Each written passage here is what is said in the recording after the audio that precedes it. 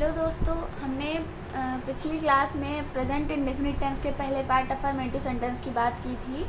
आज बात करते हैं नेगेटिव सेंटेंस यानी नकारात्मक वाक्य की।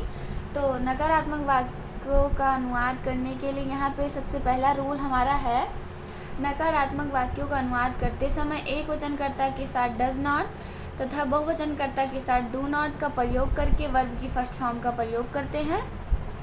और यहाँ पे एक इसका शॉर्ट फॉर्म लिखा है, यानी इसका रूल है एक शॉर्ट फॉर्म में, जैसे सब्जेक्ट प्लस डज या do plus not plus verb की फर्स्ट फॉर्म प्लस ऑब्जेक्ट। तो यहाँ पे एग्जांपल हमने लिखा है, सोहन विद्यालय नहीं जाता है। तो ये हमारा है नकारात्मक वाक्य, क्योंकि यहाँ पे बीच में नहीं आया है, नहीं शब्द आया है, तो ये हमारा हो गया नकारात्मक वाक्य यानी नेगेटिव सेंटेंस। और हमारा यहाँ पे सोहन है एक वचन, तो यहाँ पे मैंने रूल में लिखा है, नकारात्मक वाक्यों का अनुवाद करते समय एक वचनकर्ता के साथ डज नॉट का प्रयोग करते हैं और बहुवचनकर्ता के साथ डू नॉट का प्रयोग करते हैं और वर्ब की फर्स्ट फॉर्म का प्रयोग करते हैं। तो यहाँ पे सोहन हमारा है एक वचन, तो सोहन की इंग्लिश होगी सोहन, सोहन लिखेंगे। सोहन हमारा है सब्जेक्ट, जैसा कि यहाँ पे लिखा है सब्जेक्ट। फिर है सोहन विद्यालय नहीं जाता, तो यहाँ पे लिखा है डज या डू कर्ता अनुसार। तो सोहन हमारा है एक वचन, तो एक वचन है तो डज का प्रयोग करेंगे, सोहन डज और नॉट सोहन डज नॉट हो जाएगा। फिर हमारा यहाँ पे वर्ब क्या है, और जाता, तो जाता की इंग्लिश होती है गो, तो गो की फर्स्ट फॉर्म होती है गो। तो सोहन डज नॉट गो, कहाँ जा रहा है, स्कूल, तो Sohan does not go to school. और यहाँ पे दूसरा एग्जाम्पल है, हम किताब नहीं पढ़ते हैं। दूसरा एग्जाम्पल क्या है, हम किताब नहीं पढ़ते हैं। तो यहाँ पे हमारा हम जो है वो है बहुवचन, तो यहाँ पे रूल में लिखा है कि बहुवचनकर्ता के साथ डू नॉट का प्रयोग करते हैं। तो यहाँ पे हमारा हम जो है वो बहुवचन है, तो हो जाएगा वी, हम की इंग्लिश होती है वी डू नॉट। और हमारा वर्ब क्या है, पढ़ना यानी पढ़ते, तो पढ़ते की इंग्लिश होती है रीड की फर्स्ट फॉर्म होती है रीड।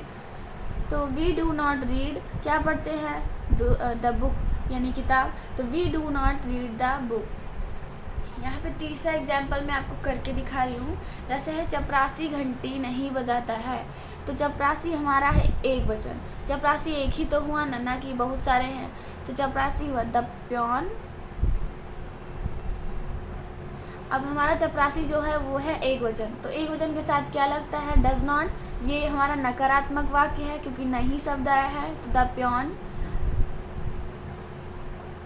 Does not.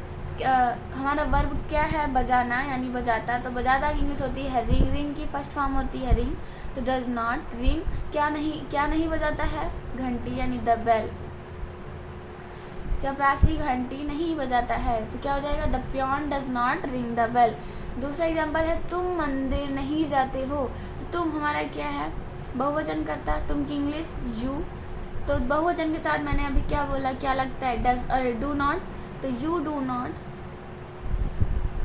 अब हमारा वर्ब क्या है, ये देखिए, इसी के मुताबिक सारा यहाँ पे ट्रांसलेट हो रहा है। सब्जेक्ट हमारा है यू, तो यू हो जाएगा। फिर डज या डू कर्ता अनुसार हम लगाएंगे। यहाँ पे तुम है, तुम बहुवचन है तो डू का प्रयोग करेंगे। यहाँ पे चपरासी था यानी एक वचन था, तो डज का प्रयोग हुआ।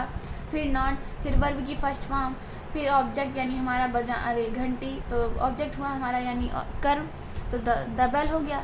फिर यहाँ पे तुम मंदिर नहीं जाते हो, तो तुम हमारा है बहुवचन करता, तो यू, और बहुवचन के साथ लगता है डू नॉट हो जाएगा। तो तुम मंदिर नहीं जाते हो, तो यू डू नॉट गो। जाना की इंग्लिश क्या होती है, गो की फर्स्ट फॉर्म होती है गो। टू, कहाँ नहीं जाते हो, मंदिर, तो टेम्पल। तो क्या हो जाएगा इसका translate, you do not go to temple. तो तीसरा एग्जाम्पल क्या है, वह पूजा नहीं करता है, तो वह हमारा है एक वचन, वह की इंग्लिश होती है ही के साथ लगेगा डज नॉट, क्योंकि ही हमारा जो है वो क्या है, एक वचन करता। एक वचन करता के साथ नकारात्मक वाक्य में